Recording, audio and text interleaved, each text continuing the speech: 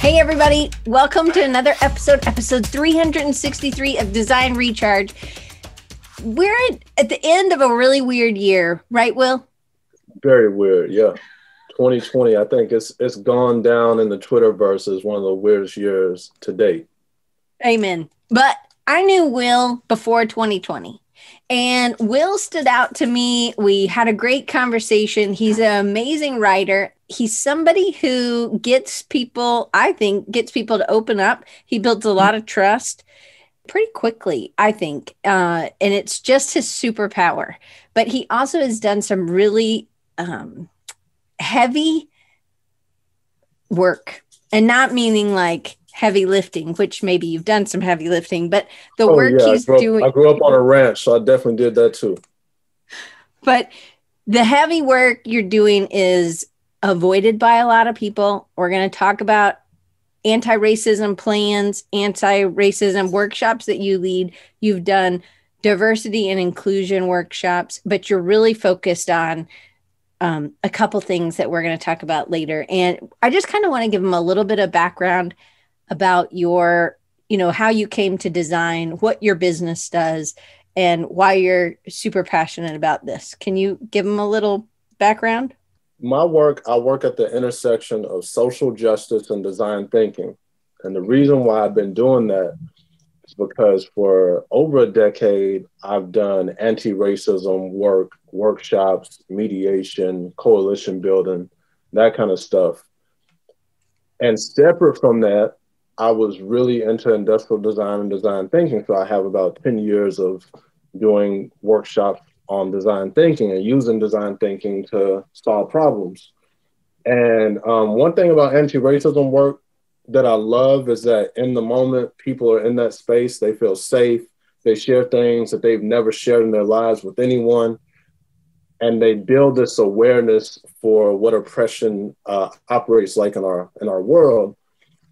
But then they go back to their regular life and they're like, oh, my uncle said something at dinner. I should have been effective, but I didn't know what to do, or I was ugly about it. Or, at work, we have this policy and I just don't feel like I have enough of a voice to say something, but I know it's wrong. And they build that awareness until they start to see things, but they also feel very much like they can't act, many people. And so design thinking was something that I was doing to solve other problems, like in the public sector, public space of education, and some consulting work. And I was like, you know what? If these two things were married, we could really make some big changes. And so that's what I'm doing. I've developed a framework that's taking pieces of things that I would do in anti-racism workshops, and improving the design thinking process. And I'm helping businesses prevent appropriation, have more inclusive work environments, and to ultimately move and position themselves towards social justice. What's appropriation? Appropriation is, when H&M had the ad and they had the little black boy wearing a t-shirt that said the coolest monkey in the jungle. And you're thinking to yourself, how tone deaf can the staff be to let that happen? And then there's the backlash. Appropriation is, people stealing elements from hip hop culture and making it their own. So wearing braids when it can be a bunch of different things, but basically it's taking ownership of something that is inherently better because a non-Black person is doing it. It gets more exposure, it gets more attention, but it's getting away from the core of what that thing actually is. So it's watering down maybe the issue? Mm-hmm. Watering down the issue and watering down that tradition, or that, fashion brands, they always get in trouble on the runway. If they dress someone in Native American attire, but that doesn't seem Cherokee to me, that doesn't seem Yo-Cut to me. What is that? That's mocking our culture, and it's not celebrating it. It seems like super sticky and really hard to know what what to do. So you've actually brought up a bunch of things that I actually want to talk about that weren't even on my questions, but I knew we would have a fine conversation either way.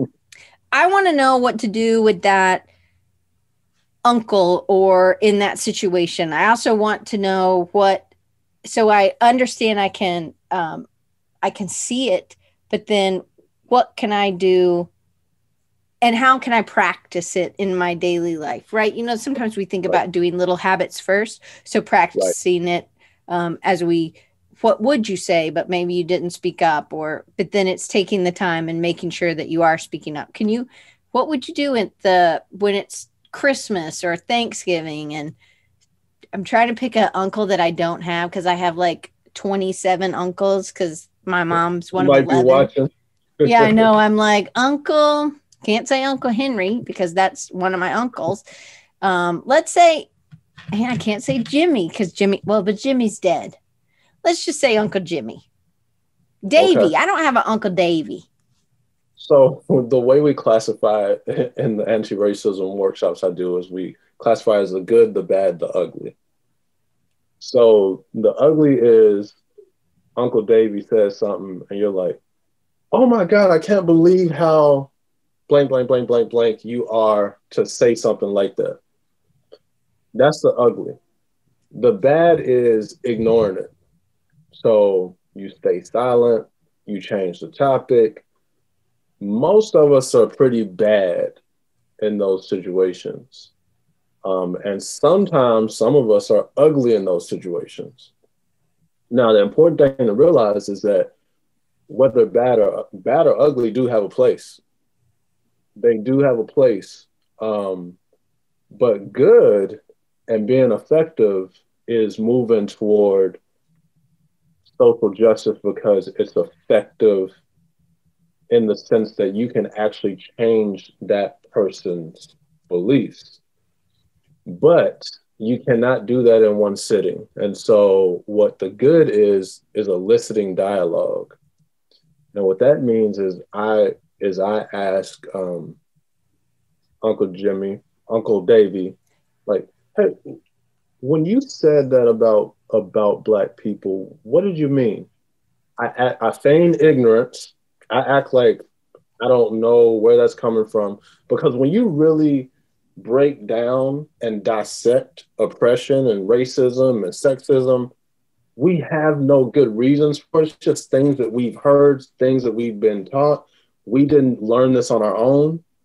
And so, you kind of have some conversations with him about that, but very direct, right? Because normally we kind of sidestep, we politicize it, but you have a conversation to get a sense of like where that's coming from. Or we avoid Uncle Davy. Right. We're like, Uncle Davy's here, I'm going. Right. Some things that I've heard in workshops are,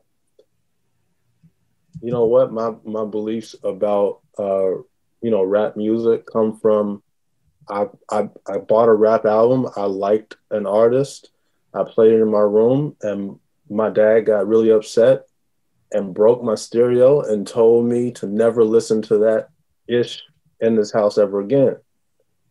And that's where that person's record started playing of hip hop and Black people and what characteristics are associated with that.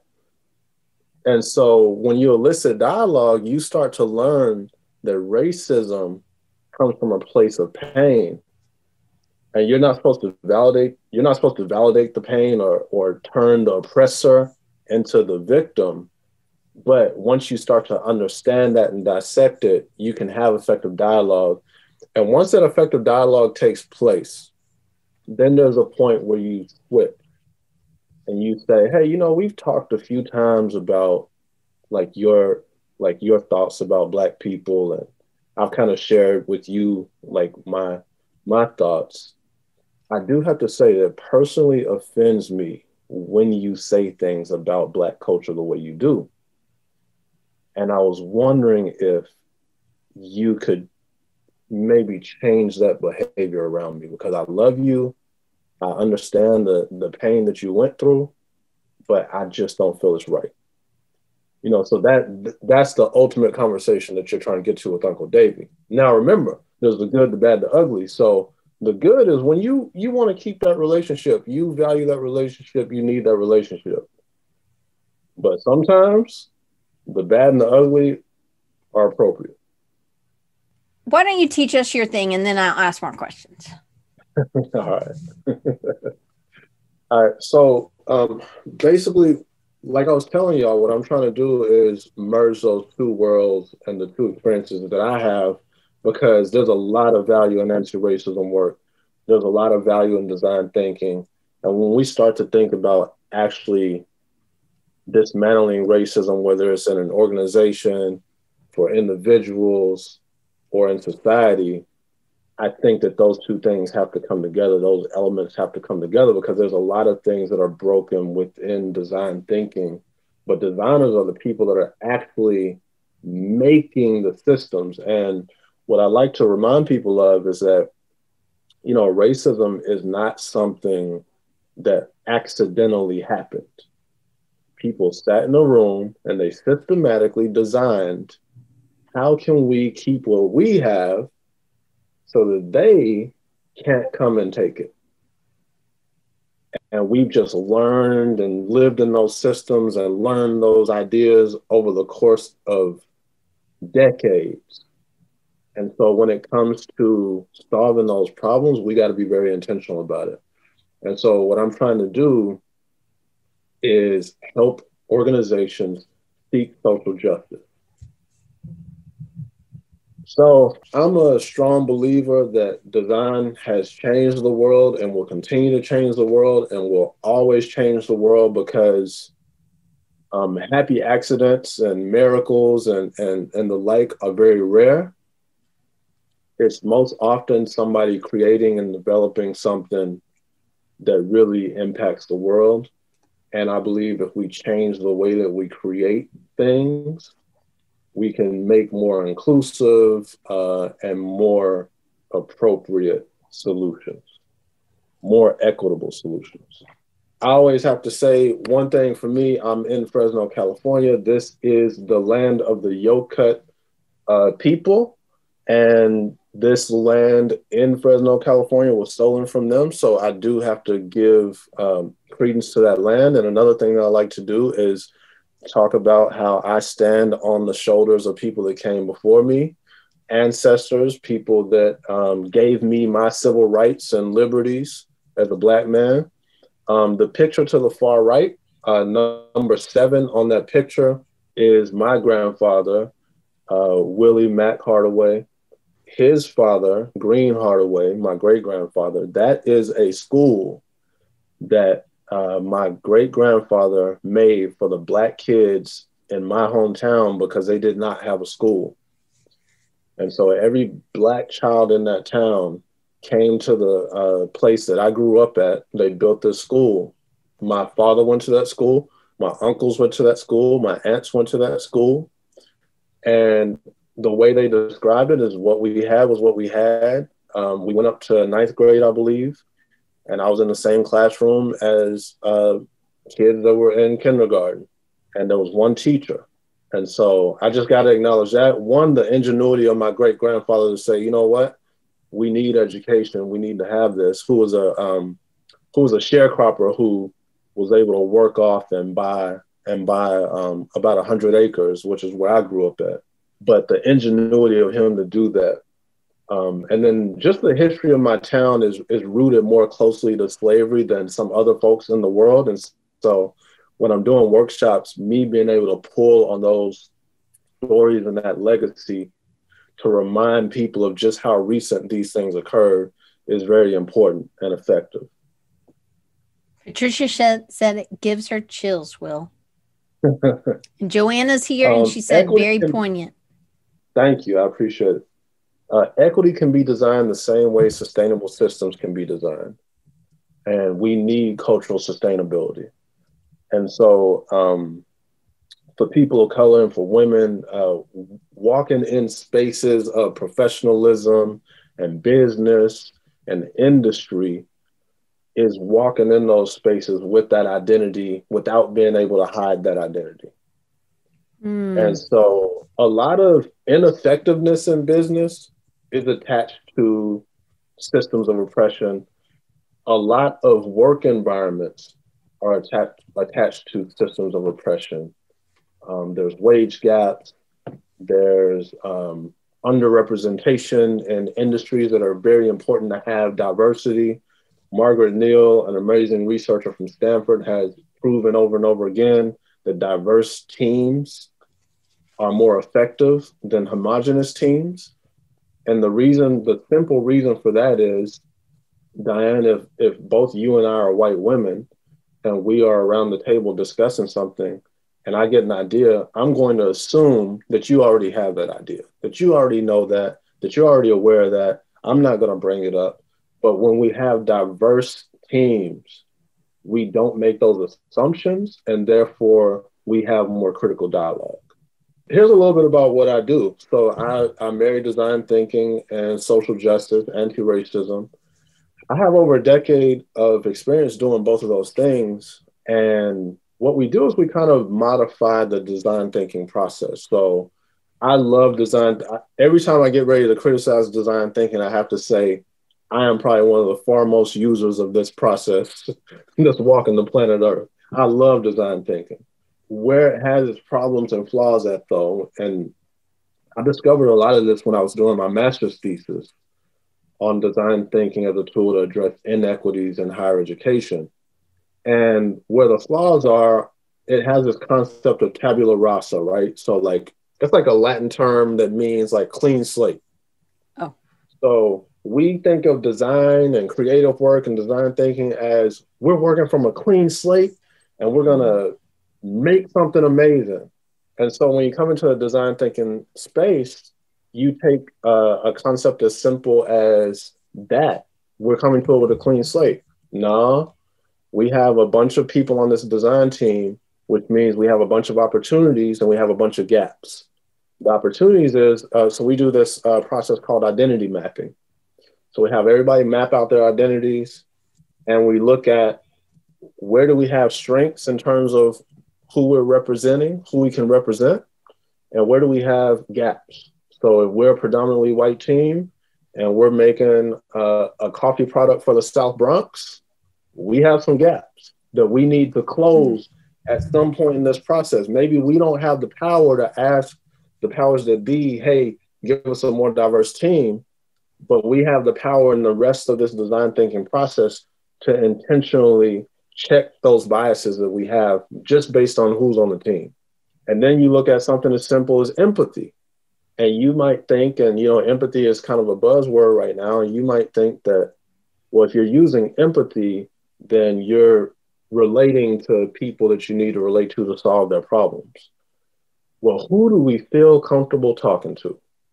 People who are like us, question. Right? Yeah. So if I dropped you off in the South Bronx, and the Bronx at this point is very gentrified, who would you feel comfortable talking to? Who would you go up to interview about coffee in the South Bronx? And so that's a big problem with empathy. And so we look at all those elements and all the activities that are traditional within human-centered design, and we make sure that we're checking for bias, that we're being intentional and not objective. For me, objective is such a bad word because objective just means appealing to what we perceive as objective. And what we perceive as objective is often a white male construct. And so the objectivity in that sense has a lot of bias built into it already. And so being intentional about, if we're designing for people who drink coffee in the South Bronx, and a majority of people in the South Bronx are of Latinx origin, those are the folks we need to be talking to. Because if they go and their neighbors see them go, they're going to drive other cultures to go. But so often when we use terms like objective or the majority of people or the average Joe, there's a clear picture of what that person is like. And it's often not like many people of color, many transgender people, and many people who, to be honest, might drive a lot more culture and energy to that product or service than you could imagine. So cultural frames, equity rubrics, limiting beliefs, like these are examples of activities that we apply to the design thinking framework to get to better solutions. Is that something you can do in a day, or are these workshops something that they need to come back to? Because it seems like this is some heavy stuff. So what's interesting is what I love about the design thinking process is that, you know, it moves fast, right? And so you give people an objective and a frame to work from, and we're pretty good at doing that under time constraints. Mm-hmm. So if in this frame I say we need to use lenses, so we're developing an app to solve a health problem, right? But we don't have representation for the Black community on the team. Okay, to understand this problem, we need to understand the health issues that are going on in the Black community. So that means we need to hit the streets, interview folks from that community. We need to get on our laptops and look specifically at that community and the health plights that exist there. And we need to be intentional about doing that. And so just giving people the frame gives them permission to do it. But the problem is when we're not intentional and we're objective, our bias gets in the way and we just don't do it. And so I do lightning decision jams in an hour and a half to just get to a decision. And that's using just the people in the room. And then the design sprints are a little bit longer. It could be a 2-week process where you do get external feedback and input. But what I love about design thinking is it does move very quickly. And remember, we're not, through this process, we may change people, but we're not changing people. We are designing a solution that's equitable. You're just trying to make sure everybody's voice is heard. Yeah, and solving specific problems. So, you know, if we continue to see fashion brands, for example, say we don't have enough diversity in fashion. We don't have enough diversity in fashion. The bank owner who recently said, "Oh, there weren't enough qualified applicants to hire a Black person in this role." So going in and solving that problem for him, and that could be a problem that exists in his perception, which then trickles down to the policy, which then trickles down to HR, which then, you know what I mean? And so you can solve that problem and get them the qualified applicants that they need for those types of jobs. So lightning decision jams are very fast, very quick. And then ultimately going through this process for any brand that wants to be authentic, that wants to be inclusive, that wants to be progressive, this is the type of work that needs to be done. I've pivoted from doing brand identity work to doing service design and designing work environments. And so, for example, in the top right corner, those are a group of biologists. They hired their first editor as a woman, and she was concerned about their process because there were a lot of papers from biologists in Africa and South America that were getting rejected consistently. And a lot of papers created by women who are biologists were getting rejected consistently. And it was all being done in the name of good science and objective science and standards. And so what we did was we did a lightning decision jam, and we helped them develop processes to, one, change their evaluation process, because we helped them reframe their thoughts about these upcoming biologists. Their mindset was gatekeeper. Like, I got to keep bad science out, which is fine. You can keep quote unquote bad science out, and they ended up redefining that as well. But let's say you wanted to keep bad science out. So if you're the gatekeeper, you keep bad science out. You also got to give feedback to that bad, quote unquote, bad scientists so that they can improve and submit again. But that wasn't how the feedback was being given. The feedback was being given as a gatekeeper. The tone of it was, you'll never be able to publish in this journal. You know what I mean? And so we reframed their mindset to be mentors of up and coming biologists. And they changed a lot of their practices, and they're doing a lot better with getting authors of color into that publication. Okay, so Doc has a question. The difference between being inclusive and then finding personas and target demographics, are these two separate things? If you're finding personas and they're not real, it kind of depends on the context of the problem. So if you have a very clearly defined problem and you have very clearly defined gaps from people of color or people that are women or transgender, like if you know that there's a specific problem with a certain community, there should be no need for personas because you can go and talk to that community. If you don't, if that's kind of narrow, but you do want to be more inclusive and you do want to bring other ideas and thoughts to the table, you want to frame this problem in different ways, personas can work, but the difference is the personas that I create are based in a lot of quantitative data about specific communities. Like the health example that I gave, if we're making something, an app that has to do with health, and we don't have enough Black representation, then I need to dive into data sets and articles and stuff like that to craft that persona so that we get the gravity of what we're solving for. So I see in, and I'm trying to still answer maybe or ask Doc's question, but so being inclusive means obviously in healthcare, it absolutely, we need to make sure we're doing that. But then if we're in the South Bronx and where the Latino population is who we're going for, or the coffee brand is trying to, that's a very target demographic. So it's not really, we're not being inclusive. We're being very focused. And is that right? Oh, okay. I see what you're saying. So, okay. So inclusive means who has historically been left out. Okay. Of the conversation, because some people are already in the conversation. Like, for example, the fashion industry is trying to be more inclusive. They're trying to have better representation among models. They're trying to have better representation at the executive level. We've already been including white folks in that conversation. They're already in the conversation. We're welcoming more people into the conversation. And so sometimes inclusive can look like we are going to specifically talk to certain races and genders and ethnicities to bring them into the conversation that's already being had. So they can see that they're represented there too.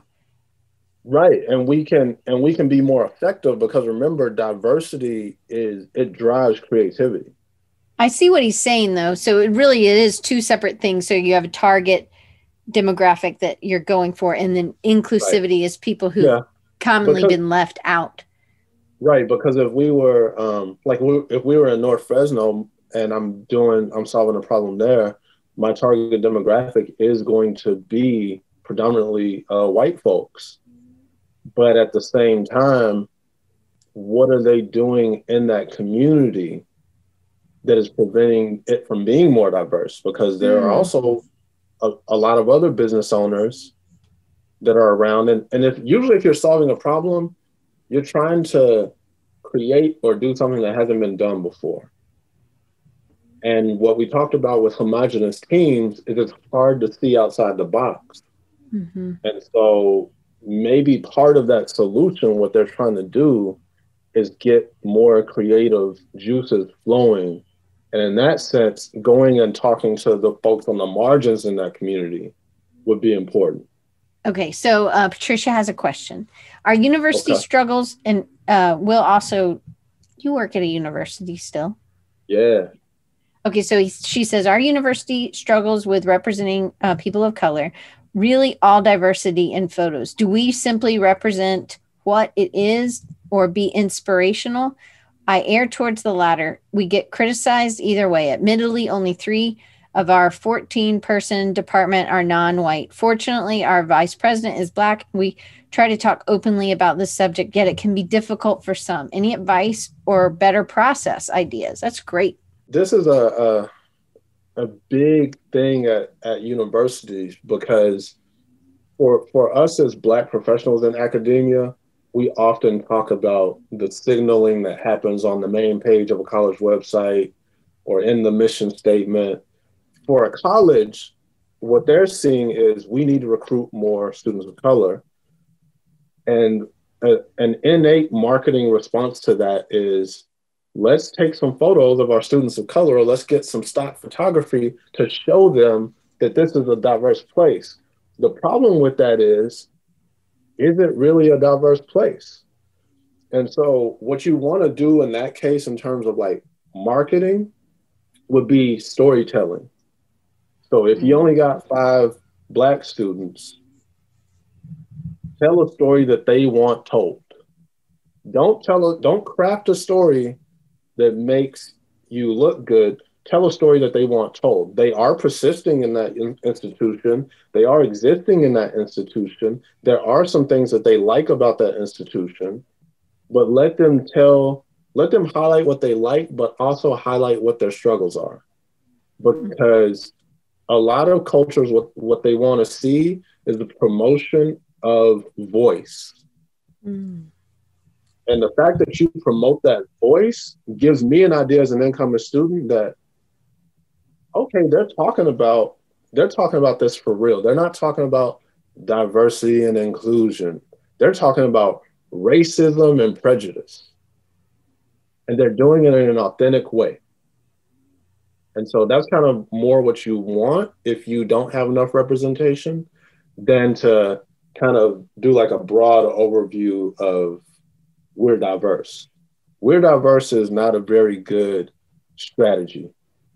So you said, and I've read some of the work you've done and you've let me read, thankfully, but how was living a life that was narrow expectations a terrific place for you to grow creativity and perspective? Because that may be where a lot of us are if we've been privileged, and if we are white, or if we're just have whatever race or gender or whatever, we have other things that maybe we do have maybe a narrow experience. So how did that, or narrow expectations, because you had limited expectations in what your life was going to be like, but you said it helped you grow creativity and perspective.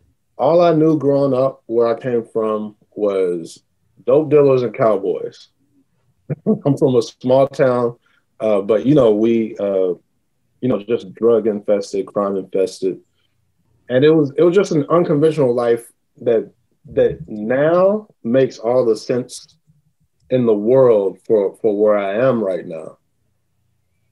But growing up in that way, I had no context of the outside world. Like, anything in media or on television was just fantasy. Like anything, it could be based on a true story. It's still fantasy. I will never go to Europe. I would never do a bunch of these things. Growing up with that mindset and then getting an opportunity to step outside of it, like your ears, you're just a sponge for any information at that point. And I think that's what drove my creativity is after I stepped into other worlds and got into other experiences and talked to other people, my antennas were just up. How does that leave you open for more creative thinking? And were you always just a creative kid? If you had asked me growing up, I would have said no. But, in retrospect, there's always elements, right? There's always elements of creativity. So I am a product of the creativity that was in hip hop, the different cultures, the different rhyme patterns, the different crews, the different style. I'm a product of action figures because I grew up in the 80s. And so, role playing and improvising with action figures with my cousin. I'm a product of Saturday morning cartoons. And so, like, all of those things fed my creativity because what would happen is, most of our days were spent outside, whether it was growing up on the ranch in the early days and doing all that, or out on the block. Like, most of your day is spent outside. And so when you think about what are these young people that are outside most of the day going to talk about, we're making references to cartoons and just putting things together, making each other laugh, retelling stories, exaggerating. And so storytelling and, so very creative in that sense growing up. I didn't know what design was. Thank God for Miss Kathy, my art teacher. I knew what art was, but I didn't know what design was as a term. But those are the things that I think contributed to me being creative and giving me a lot of depth. So you went to community college. Your sister pushed you to that? Mm-hmm. So I had went to visit my sister, and I was kind of like ready to go back home. I was in Visalia, California. She wanted me to stay a little bit longer, so I stayed a little bit longer. I got connected with these guys that lived next to her. They were on the track team at the local community college. And so what was cool about that is a lot of the sports recruitment that was happening still to this day for junior colleges is they will grab athletes from across the country that maybe they didn't do so well academically, so they couldn't get to D1 school, but they were like D1 talent. And so, it was all these people that I was comfortable with from Texas and Louisiana, Florida. And then there were people that were from cultures that I had never been to, like New Jersey, New York, and just having that community with people from similar backgrounds to me in a college environment. I would just go up there to hang out. I wasn't taking nobody's class. I wasn't enrolled. And then it was kind of like, hey, why don't you go take some classes? And if it hadn't been this class, I probably would never continued in college. But the first class I went into was taught by a woman named Judith House. And she played us a news clip. At the time, we had just gotten into the Iraq War. She played us a news clip about a photojournalist that was covering a part of an event that had happened in the Middle East.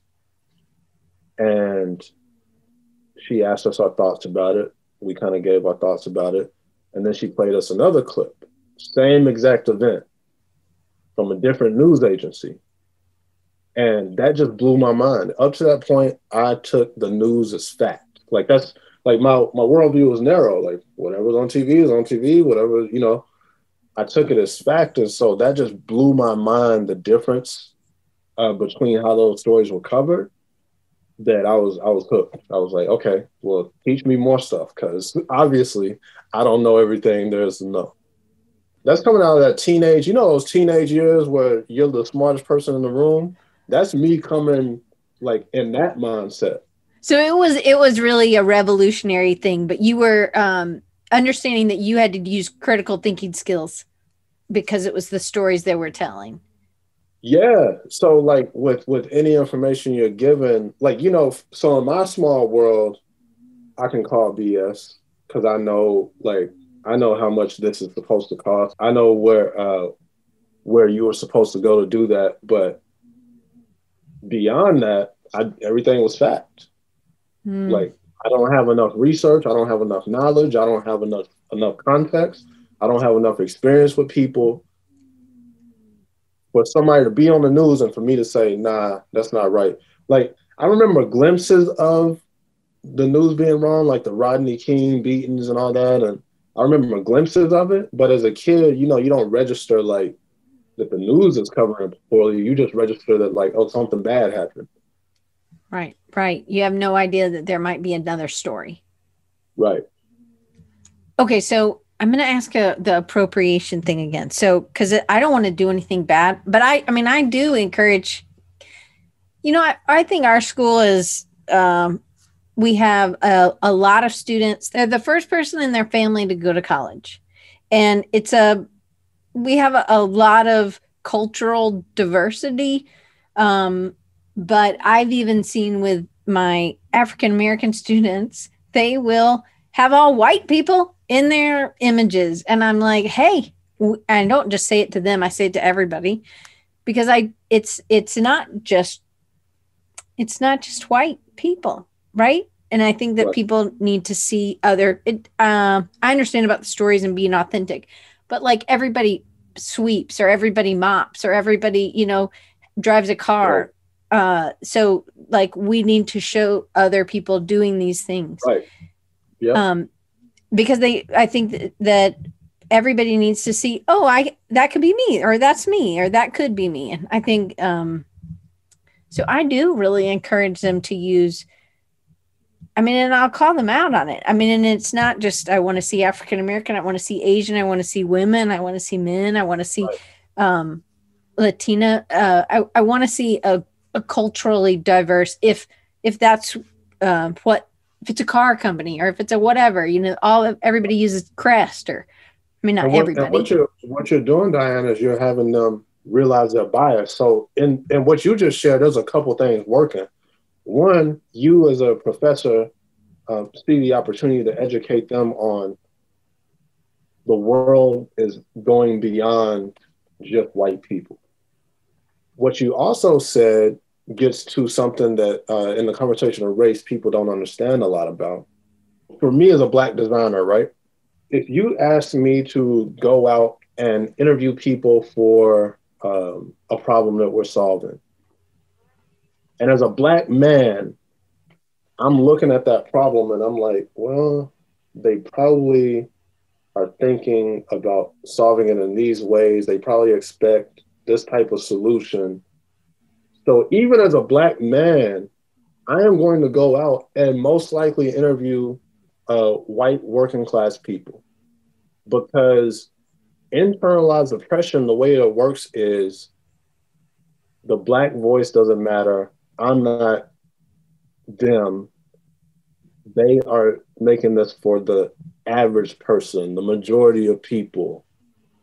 So I need to go to the average person, the majority of people. See, sometimes when internalized oppression comes up, it's because we have a space that we've inherited that just brings it up. And so you think that just having a diverse team is enough, but it's not. Well, I also feel like I can ask you things and you're not going to hate me if I do something wrong. So I feel like that's one of your superpowers. I think anybody here could ask you a question and it'd be okay, right? Yeah, yeah. Even Uncle Davy, that doesn't exist, but I would love to talk to an Uncle Davy, though. I love those conversations. I bet. Okay, well, so what about appropriation? Because I don't want to be guilty of this. I don't want to do, and I bet I have. Like, now I'm worried. Now I'm scared about, do you know what I mean? I'm just being honest, right? Yeah. Let's work on this, right? Okay, tell me. And this is for a lot of people in power groups. A lot of men. I have privilege as a man. I'm in a power group as a man. When I walk into a parking lot, I don't fear for my life in most contexts. So when we start to talk about issues like sexual assault and stalking and rape, my privilege will blind me to the importance of needing to solve that problem, as opposed to like, oh, but I wanted to work on this cool app problem. And so what we have to stop doing is what we say in anti-racism work is guilt is the glue that holds prejudice in place. We have to stop feeling fearful. We have to stop feeling guilty. And we have to stop. We really need to do some internal work to find the times that we have appropriated culture, that we have been prejudiced, because all of us have. All of us have done it. And the most secure you can make a person of color feel is not by stating your color blindness, because that's a red flag for people of color. Not by saying that you're not racist, because that's also a red flag. But by sharing your journey of I went from here to here. I went from, so for example, I went from growing up in a household and being told that I can't date outside my race to now dating outside my race. So whatever your truth is, whatever that journey is, because we were all raised in these prejudiced households with prejudiced notions, and we still are being raised that way.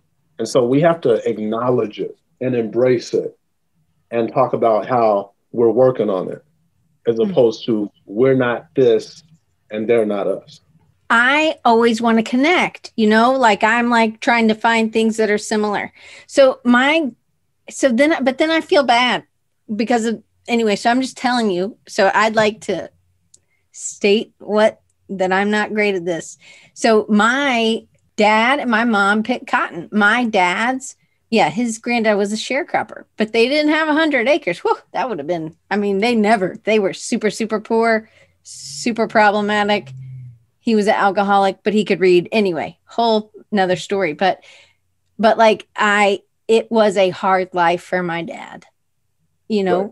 And it wasn't easy. And, but I think I'm proud that he worked so hard and got out of it, right? Like and very similar to you got out of it and you didn't even know there was another life. And my papa didn't know that.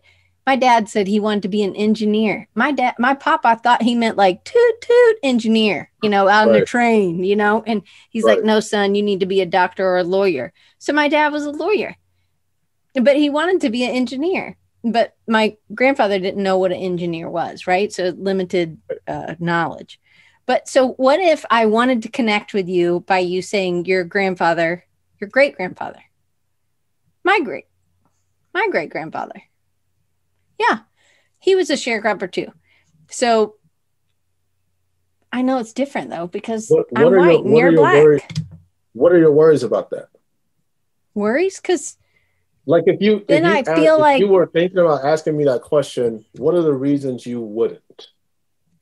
Because I'm white and I feel like mine probably wasn't as bad as yours. That's how you ask it then. You say, hey, you mentioned your great-grandfather was a sharecropper. My grandfather was a sharecropper too, and I'm curious to know what the differences were with a black sharecropper and a white sharecropper. What were they? I'm sweating, Will. I never sweat. Holy moly. It's serious stuff though. But there again, this is why I think it can't just be like a one workshop thing. This is like a course. This is a lessons that people need to learn and practice. Oftentimes for black sharecroppers, it was an okie doke, right? It was like, what's that mean? An okie doke, like it's like a trick. A prick? A trick. Oh, a trick. I was like, we try not to cuss on here. Uh-oh. I'm sorry. So it was like, hey, we're gonna give you the sharecropping because white folks had the privilege of sharecropping before slaves were freed and all. You call it a privilege when it's just kind of keeping you below the poverty line. But oftentimes, like what happened with my great-grandfather, I don't know the specifics of the story, doesn't often happen. So the trick was, hey, you're now a sharecropper. You're no longer a slave. Oh. You're now a sharecropper. And if you work enough, I can give you some pieces of this land and you can own your own land. Truth is, that promise never happened for many, many, many sharecroppers. It didn't with my family. Yeah. Yeah. My grandmother, my mama, dated my grandpa, my papa, and she couldn't tell her dad that they had gotten married even. She couldn't tell him because it was so below. They owned land. So it was so below there. Right. He didn't want her to marry. And he outed her.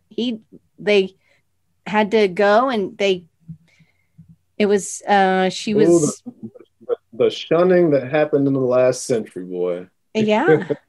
But that was, I mean, and it was all just about how you earn a living or who your family was, right? But Yep. that's what you're Yep. saying when you start dating outside your race, or you there's certain things that I didn't even know were a thing, Right. just because of how I was how I grew up.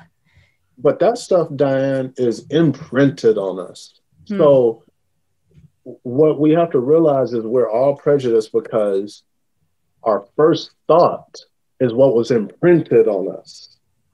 And then us checking that thought is what we're trying to do. We're not trying to wipe that thought away because it just really doesn't work that way. What we're trying to do is when I'm in a dark alley and a black man approaching me, like, and I have the thought of, oh my God, is he going to rob me? What I need to check is, wait a minute, let me look at the situation here. This is a man in a suit and tie. We probably are both coming from the conference that we are both just at. I should be okay. But, so it's that type of stuff. But the thought is always going to be there because it was just ingrained in us as children.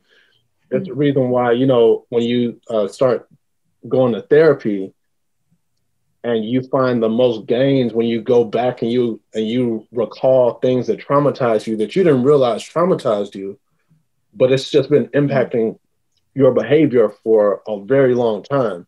It's the same thing with racial trauma for Black people and the teaching of prejudice and racism to power groups or sexism to men. Like, it's, those are our first thoughts. And we just have to be aware enough to check them and one thing that maybe everybody here, I don't know how many folks are here at this point, and what I talk to with businesses about is there's a way to apologize. And there's a way not to apologize. I don't know, Diane, I don't know if you've experienced the company that comes out and apologizes for the tweet or the misstep or whatever, but those apologies are terrible. Because they're insincere. They're insincere. They're not acknowledging the root of the problem. They're acknowledging that, like, hey, this tweet may have offended some people. They're not acknowledging the pain. It may have, if you were offended, that's not a thing. And then it's also not acknowledging, like, what we talked about as an individual, how you want to just share your story. Like, I was here in my thinking, now I'm here in my thinking. That's how the apology should go. Like, this tweet that just happened is really having us do some serious internal looking in the mirror because it was a racist tweet, it was inconsiderate, and we have some work to do. And if you have any advice for how we need to do that work, please let us know. So first thing we need to do is do some self-work, see where we are having in our life prejudices, where we came out that way, or we were raised that way, or these are things that we aren't even acknowledging as things that were made us molded, right? I mean, that's continuous. You're always doing that, but maybe you're starting. What are some of the next steps, or how, because we're at the end of our time, but what would you tell somebody if they want to make sure that they're working on this? What could they do, and how can they get in touch with you? So you can find me on Instagram. I'm going to put the link right now. Oh, yeah, at willgo.io. My email is whardaway@willgo.io. I'm on every social media platform, including my personal Instagram account at whardaway, WHARDAWAY. Just reach out and we can connect for sure. If you have a business where you're worried about the work environment or like the topic of race or things that are going on in the work environment are taboo and y'all haven't really had conversations around it, give me a call because I've facilitated those conversations for a long time.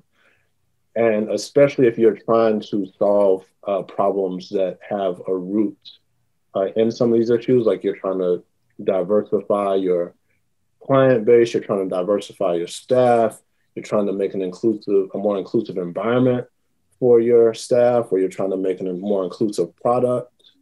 That's the stuff that I love to do. I think we have to have a part 2, Will, because I think I want to make sure that I'm not doing appropriations wrong. We didn't really get to cover it. Yeah. Okay, part 2. Week, I know. Well, part 2, appropriations. Thank you, Will. And so I just want to make sure if you're listening or you're watching on YouTube, all the links are below. If you're on iTunes or wherever you get your podcasts, the links are here also. So on Instagram at Will, WILL, go.io is his Instagram. Yep. And then you can go to willgo.io on the web and find, and he has, you have workshops that you do. Will you do those in person, or will you also do those remotely right now?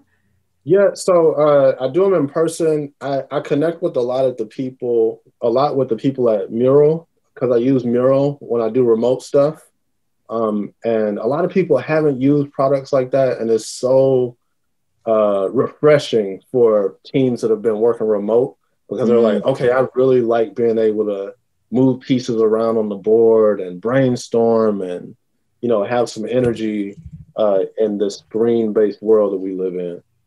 Okay, so, but if somebody wanted to, they could email you, they can DM you, and then they can get in to conversations with you, and you can help them with whether it's the work you're doing, if me as a designer, the work I'm doing so that I make sure that I'm reaching an audience. You also specifically work with fashion brands, because there's a whole nother thing that we didn't talk about, which hopefully we'll get to next time, is even how people are discriminating, even when, if it's in retail, the people who work in retail are discriminating against somebody else, just like maybe what you're saying in the parking lot. You're really making a discriminatory story in your head, and it happens in fashion a lot, which is one of your focuses. Anyway, Will, thanks. I'm so glad you're my friend, and just thanks for doing this with me. Yeah, this was good. I enjoyed. I wish I could have saw y'all's faces, but I appreciate y'all listening to this, and thank you for having me, Diane.